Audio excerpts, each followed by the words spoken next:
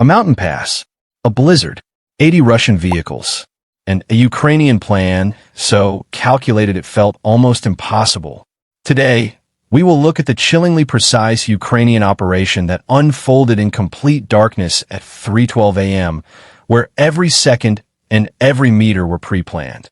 You'll learn how Ukrainian drones created phantom armies, how electronic warfare severed Russian communication, and how controlled explosions triggered avalanches that trapped the convoy like prey. We'll walk through the step-by-step destruction of tanks, ammunition carriers, and mine transports, all executed with near-zero casualties on the Ukrainian side. This is strategy at its highest level. Most people never hear about operations like this until months later, and even then, only fragments of the story surface. But what unfolded deep in the night within a remote, frozen corner of eastern Ukraine is one of the most daring and technically complex ambushes of the entire conflict. It's the kind of operation that feels like it belongs in a cinematic thriller, yet every element of it was real. Every decision, every maneuver, and every moment was carried out by real soldiers working under unbearable pressure and in temperatures that would make most people collapse. This wasn't fiction. This wasn't exaggeration. This was a military masterstroke carried out under conditions that pushed both humans and machines to their limits. And tonight, we're going to unpack the full story behind it.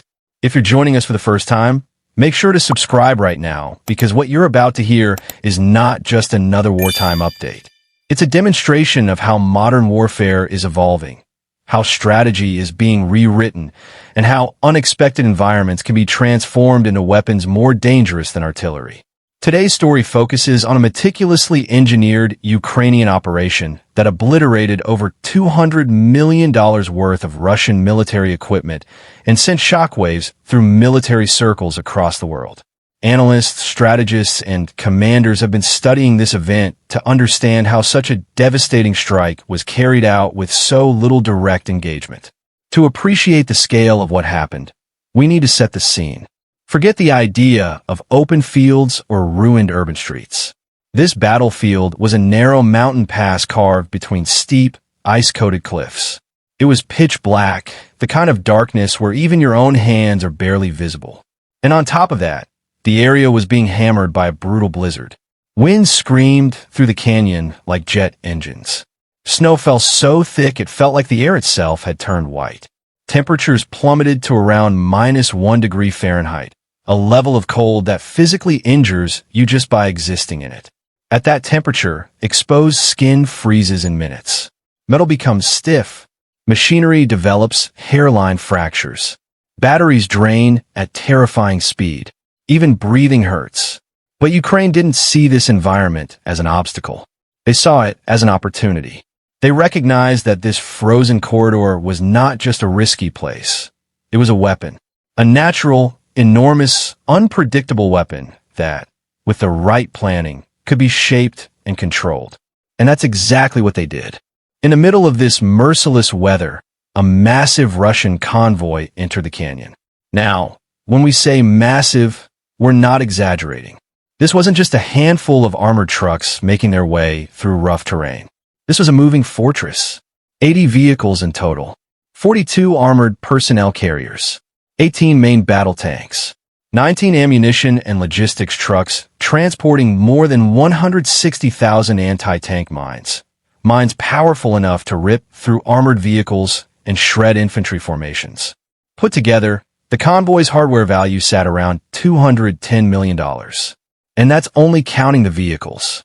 If you added ammunition, logistics equipment, fuel, and specialized gear, the value climbed even higher. But here's the most important detail. The Russians didn't think anything was wrong. They believed they were safe. And that confidence, that quiet certainty, was the exact flaw Ukraine needed. For nearly 2 weeks, Ukrainian intelligence operatives had been closely watching this convoy's patterns. They learned that the Russians were using this narrow pass almost every night at roughly the same time. 10 out of the last 11 nights, the convoy repeated the same route. Same timing, same formation, same assumptions. The canyon had become routine, predictable, and in warfare, predictability is deadly. But Ukraine didn't rely solely on observation.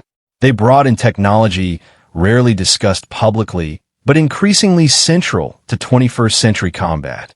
Drones. Not the typical consumer drones or small quadcopters used for basic reconnaissance. These were specialized Orlan-style surveillance systems modified for Arctic-level temperatures. Their batteries were upgraded to operate in extreme cold. Their sensors were strengthened. Their systems were designed to function where nearly all other equipment would fail. These drones weren't just gathering images. They were feeding live environmental data to a command center miles away. Machine learning algorithms processed everything: wind direction, air density, thermal signatures, snow depth variations, avalanche risks, visibility estimates, even the shapes of drifting snowbanks. The goal wasn't just to watch the convoy. It was to build a living map of the canyon. A digital model of the battlefield updated in real time, allowing Ukrainian strategists to design an ambush that merged nature with precision engineering. At precisely 3:12 a.m., the Russian convoy crossed a point in the canyon that Ukrainian analysts had calculated down to the meter. And this is when Ukraine triggered the first phase of their operation. Hidden high along the canyon walls, drones emerged from carved-out pockets in the ice. These drones carried compact heating modules, each tuned to release bursts of 125-degree Fahrenheit thermal energy into the blizzard. The sudden heat produced artificial thermal signatures, basically fake vehicles, appearing on Russian radar several miles away. These signatures were spaced and shaped to resemble a Ukrainian armored column. Instantly, Russian commanders saw what appeared to be a Ukrainian advance. They reacted exactly as Ukraine expected. Artillery units repositioned. Tanks shifted their trajectories. Communications networks lit up with confusion. They directed attention toward the phantom threat in the distance, never realizing that the true danger sat directly beneath their tracks. Meanwhile, the actual convoy continued deeper into the canyon, unaware that they were walking into a trap that had been months in the making. For the Russians inside the pass, conditions went from uncomfortable to disorienting. Wind roared. Snow blinded. Radios flickered. Vehicles rumbled forward along a path barely visible through the storm. They believed they were making steady progress. But every meter they advanced pushed them further into the kill zone Ukraine had prepared. By 3:22 a.m., Ukraine launched the second phase. Electronic warfare drones saturated the canyon with interference. Communications died instantly. Radios went silent. Commanders couldn't coordinate. Soldiers couldn't report problems. Vehicles lost connections to their navigation systems. Even basic internal communications within tanks began to fail. In combat, losing communication is like losing your sense of sight. You might still be moving, but you have no idea where danger lies or how to avoid it. Then came the psychological blow. Directional speakers mounted on Ukrainian drones began broadcasting distorted engine noises, heavy machinery rumbles, and snippets of Ukrainian tank movement patterns. The canyon walls amplified and echoed these sounds, making it impossible for Russian crews to determine distance or direction. Some noises sounded close. Others seemed behind them. Some were so muffled they felt like they came from underground. The Russians didn't know what was real and what was artificial. They didn't know if they were about to be surrounded or if the noises were natural echoes in the storm. Small scout drones zipped overhead, dropping thermal beacons onto the snow in front of the convoy. On Russian sensors, these beacons looked like tank engines warming up. Combined with the electronic interference and the fake radar targets, the Russians felt trapped. Vehicles slowed down. Formation lines collapsed. Drivers hesitated, causing bottlenecks. Tanks slid on ice. Within minutes, their 80-vehicle column had become completely compressed, exactly as Ukraine intended. Then, with the Russians tightly packed and visibility at its worst, Ukraine initiated Phase 3, the part of the operation that transformed the canyon itself into the weapon. 15 demolition charges buried beneath the snow erupted in synchronized detonations. The blast shook the canyon, and the vibrations triggered massive sheets of ice to break free from the cliff faces. These slabs crashed down onto the convoy, slamming into armored roofs and crushing vehicles. To the Russians, the thunderous impacts sounded like artillery shells. Convoy vehicles panicked and attempted to maneuver, but the narrow terrain left no room to escape. Secondary charges detonated moments later, unleashing controlled avalanches engineered during weeks of preparation. Snow and ice cascaded down with tremendous force, piling into massive walls that reached 12 to 14 feet high. The Russians were now fully sealed inside the canyon. No forward movement, no retreat, no communication, no way out. By the time the last avalanche settled, the Russian convoy had lost all ability to maneuver. Tanks were buried in place. Trucks were pinned between ice walls. Engines sputtered as fuel lines froze, and hydraulics cracked in the cold.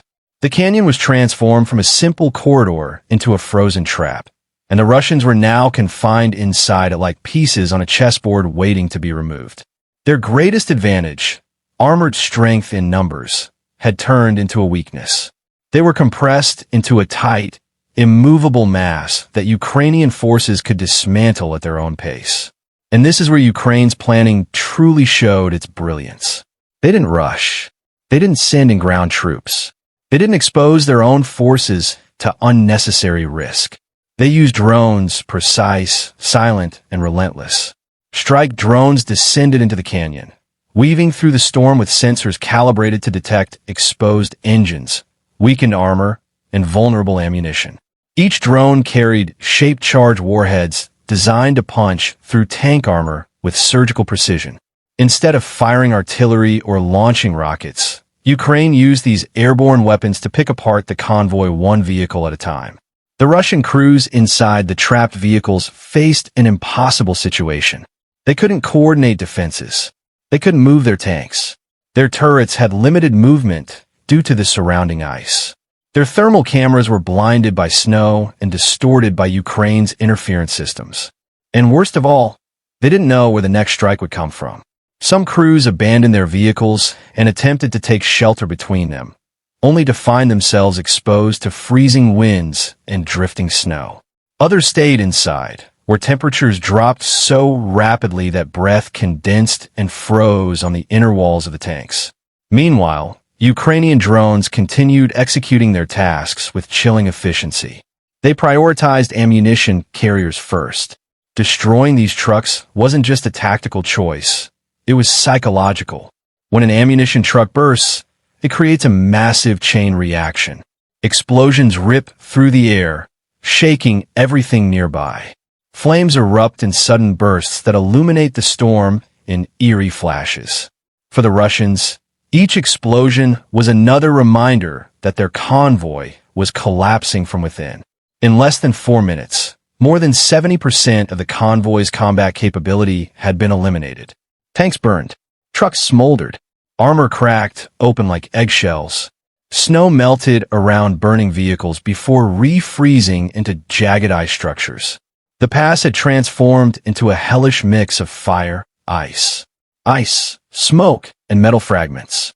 And yet, the Ukrainian operation wasn't finished. Their next focus was the cargo, the anti-tank mines. Neutralizing these mines without triggering accidental mass detonations required delicate, precise methods. That's where the pre-positioned thermal lances came into play. Hidden inside small cavities carved into the canyon walls during earlier infiltration missions, these lances activated once the drones signaled that the convoy had been immobilized. The lances produced narrow, concentrated streams of 3,000-degree plasma that melted through the mine carrier's armor without generating shockwaves strong enough to detonate the mines. The mines became unusable, their internal components destroyed by heat. Russian survivors tried to regroup. Some attempted to climb the canyon walls, only to slip on ice or be forced back by falling debris. Others tried to dig their way through the snow, but the drifts were too deep and constantly shifting due to the storm. Fires continued burning around them, and smoke mixed with snow to create a suffocating haze. Ukrainian drones monitored everything silently, waiting for the next phase. By 3:55 a.m., Ukraine initiated the final blow.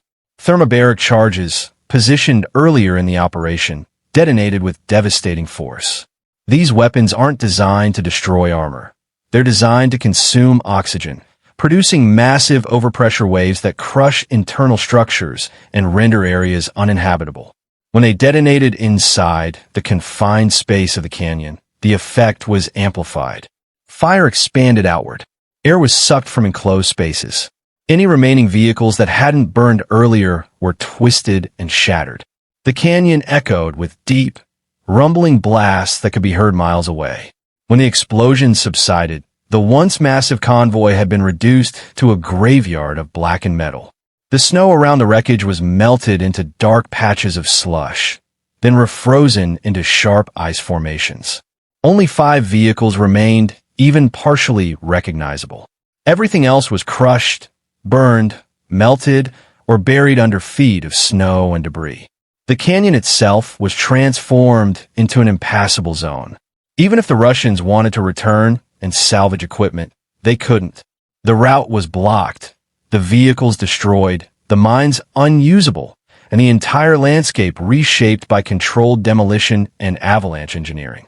But the significance of this operation goes far beyond the destruction of 80 vehicles. This wasn't just a tactical victory. It was a strategic blow with implications that reached far beyond the canyon. Russia's supply chain in this region had relied heavily on this route. Losing these vehicles delayed their operations by nearly 2 weeks. The destruction of the mine shipment disrupted defensive plans across several battleground sectors. Commanders had to reassign resources, redirect reinforcements, and postpone planned offensives. And the psychological impact? Devastating. Russian troops across the region heard what happened. Rumors spread quickly. Soldiers began questioning their routes, their commanders, and the intelligence they were receiving. Confidence eroded. Morale sagged. If a seemingly secure mountain pass could become a death trap, then nowhere felt safe. Predictable movements, which had once been considered efficient, now felt like glaring weaknesses. This operation represents a turning point in modern warfare, where nature, technology, and human ingenuity intersect. Ukraine demonstrated that advanced strategy is no longer limited to firepower.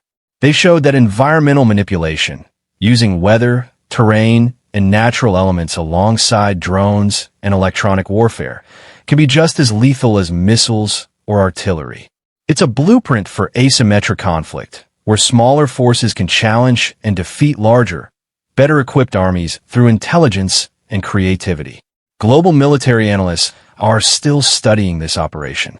They're examining how Ukraine integrated machine learning into battlefield planning, how they adapted drones for freezing conditions, how they created illusions of movement and presence using thermal decoys, how they controlled avalanches with precision planning, and how they synchronized all of this in less than an hour. The operation reveals that war is evolving faster than many countries are prepared for. Technology isn't just enhancing warfare, it's transforming it entirely. By sunrise, Ukrainian reconnaissance drones returned and recorded the aftermath in clear, sharp detail. What had once been a steady, overconfident Russian convoy was now silent. Smoke drifted upward in slow, twisting columns. Snow fell gently onto burned vehicles and fractured armor. The canyon looked untouched from above, yet beneath the surface lay evidence of one of the most precise and devastating ambushes of the war.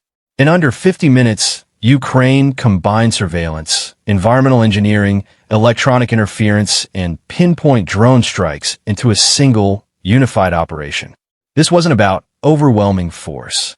It was about making every tool, every condition, and every piece of intelligence work together. The blizzard wasn't just weather, it was cover. The canyon wasn't just terrain, it was a weapon. And the drones weren't just machines. They were extensions of a strategy built on patience and discipline. The lesson this operation teaches reaches far beyond Ukraine. It speaks to a global truth. The future of warfare belongs not only to armies with the biggest budgets or the largest fleets, but to those who can think differently, to those who can merge technology with terrain. To those who understand that intelligence, adaptability, and timing can shift entire battles.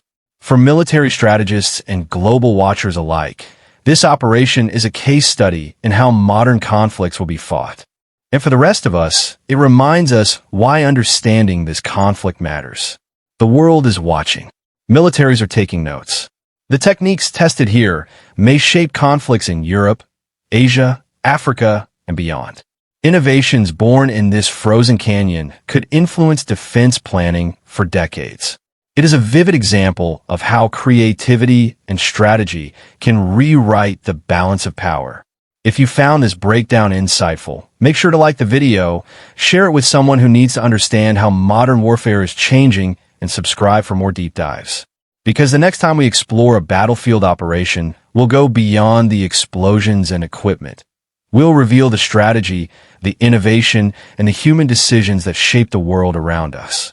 This operation wasn't just a strike, it was a message. A demonstration of how strategy, environment, and technology can merge to reshape the battlefield in ways few commanders ever anticipate. Ukraine didn't simply destroy a convoy. They redefined what modern warfare looks like. As you've seen, the blizzard, the canyon, the drones, and the data all work together in a perfectly engineered trap that stunned military analysts worldwide. If this breakdown helped you understand the future of conflict, make sure to like the video, share it, and subscribe to the channel so you never miss our next deep dive into global strategy and modern warfare.